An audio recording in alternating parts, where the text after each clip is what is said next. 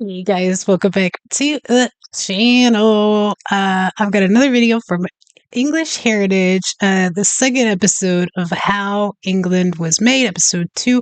This one is on Ironbridge, and I'm not sure that I know anything about Ironbridge. So I'm excited for this one. The first one that we watched was awesome.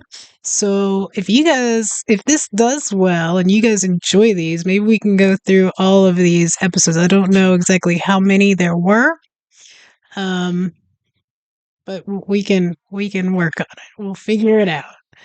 I will link this video in the description along with links to Patreon, how you can support the channel here on YouTube, as well as over on Buy Me a Coffee.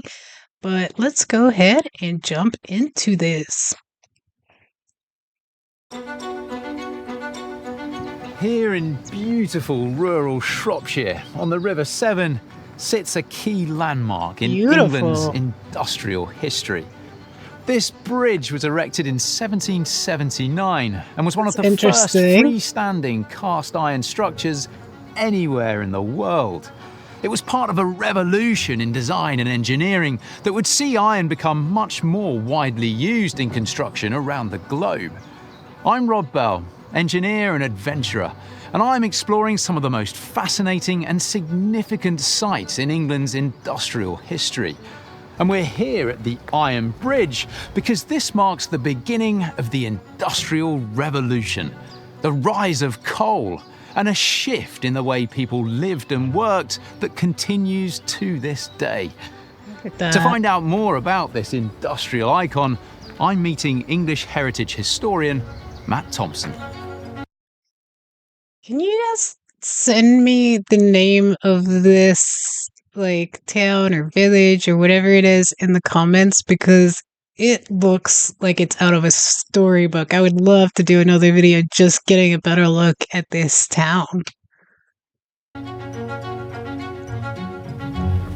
Matt, hi, great to see you. Hi, good to see you too. Apart from being this useful crossing over the river here, what exactly is the Iron Bridge? What's its significance? The Iron Bridge is this symbol of a remarkable period in our nation's history, the Industrial Revolution, when we saw huge changes to society, changes in technology, changes in the way people just saw the world. It's the first freestanding metal structure. So when you look at the Burj Khalifa or you look... 1779, so 3 years after we even became a country, and you guys are doing stuff like this. At the skyline of New York, and you see these steel-framed skyscrapers. The Iron Bridge is the kind of great-great-great-great-great-grandparent of all of these structures. So really what happened here in Shropshire is something that went on to transform the world. Well, tell me a bit more about the material used to construct this bridge and how that was actually made. Well, the bridge, as the name suggests, is made out of iron. And iron, of course, is the material of the Industrial Revolution. Hey guys, if you want to check out full unedited reactions to British movies and TV shows, some for free, go check out Patreon. The link is in the description. The name that's most associated with the bridge, and for very good reasons, is Abraham Darby III. And he was part of a consortium, really, of local ironmasters who wanted to build a bridge across the river. But they also wanted to show how good they were at their trade, at what they could actually achieve. And so this is very much a sort of calling card for the ironmasters of the South Shropshire coalfield. This is a story that goes back a bit further, and it goes back to Abraham Darby III's grandfather. Abraham Darby came to Coalbrookdale, and by 1709 he was producing iron using coke as a fuel and not charcoal. And he is credited with being one of the first people to use a mineral fuel to be able to smelt iron. And he could do that in a way that was cost effective. The use of coal was really the next step forward that enabled a more efficient process to take place. This was the real beginning to the Industrial Revolution. If this bridge was this showcase for this new material, iron, why build it here? Why build it in the Severn Gorge? What was it about this place? And this whole area, it's perfect for the manufacture of iron. Not only do we have all the raw materials that you'd need, iron ore, limestone, and also coal that can be turned into coke for fuel. And it's the presence of the River Severn. This is the motorway, it's the superhighway of its day. You can bring goods in, your finished goods can go out to market. And also the steep sides of the gorge means that you've got a good supply of running water which can be used to power. That area is gorgeous. Every time they do like an aerial shot, I'm just so amazed by how beautiful that area is.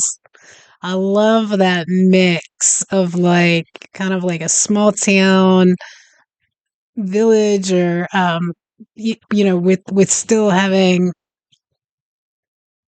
I think the wrong word would be manufacturing, but like business around it. And then you still have all that like beautiful forestry, and it reminds me of around West Virginia and like in Pennsylvania and stuff like that, where coal and our industrial revolution over here was kind of going on. Not at this time, probably after you guys, but it's funny how these areas kind of look the same, that we're doing the same stuff, I guess because they were close to where, as he was saying, these materials were. Power water wheels to give you blast or a draft into the furnaces. The Severn Gorge here it sounds like it would have been a very different place. Can you paint a picture of what it would have been like to stand here now, what we would see, what we'd hear, what was going on around us? I think some of the best pictures can be painted by people at the time. One poet, Anna Seward, came here and she wrote a poem called "Oh Violated Coalbrook." In it she talks about the sort of sulphurous air, which would be all the smoke and fumes coming from the lead smelters and the iron furnaces. And she talks about the glassy stains on the water of the river, because of course there's lots of pollution going into the river as well. Yeah. And she paints a picture almost of an apocalyptic vision of industry destroying the environment. When we stand here and we see the bridge as this fantastic monument to the age of industry, we also have to really be aware of what the implications were of that moving forward in terms of climate change and the situation that we find ourselves in now. I was very much the same in the areas I was just talking about here. Even now, you guys have done a really great job of putting people over corporations, whereas it's the opposite. I mean, this same stuff is still going on here Now. And what would life have been like pollution here for people who were living in the Severn Gorge or working here in all this industry? There was no health and safety really in those days, so it would have been hard work, it would have been incredibly hot work, and it would have been dangerous work. It was a remarkable place to visit, but it must have been a very difficult place to work. We look at the bridge today and we celebrate it for what it represents. But when it was built, did it have an impact? Did it have an impact in Britain? Absolutely. I mean, it had an impact even before the bridge was opened. So Abraham Darby commissioned a painter, William Williams, to paint this beautiful painting of the bridge in all its glory. And very quickly, artists, writers, poets, travellers came here to see the Iron Bridge and to see the furnaces. It was a tourist attraction. In 1986, it became a World Heritage Site, so that puts it on a par with the pyramids or Petra, all these other fantastic sites. It's been a long journey of recognising its importance, and English Heritage Now, as a charity, we're delighted to be the organisation that cares for this, to ensure that in another 250 years' time it's still standing. Not only is it a hugely important piece of our nation's and our world history, but it's also still a bridge. It's not in a glass case. There's no velvet rope saying do not sit, do not stand, do not walk on it. This is part of a vibrant, living community. It's still a functional item. And there's something about that I really love.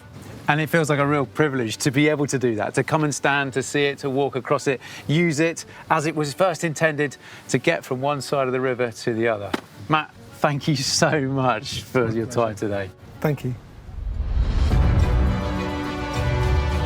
As we've seen today, the Iron Bridge is more than just a simple structure. It's a British icon that's recognised around the world as being a landmark to the burgeoning industrial age. The introduction of cast iron engineering had inspired the world to create structures that weren't just functional, but beautiful as well.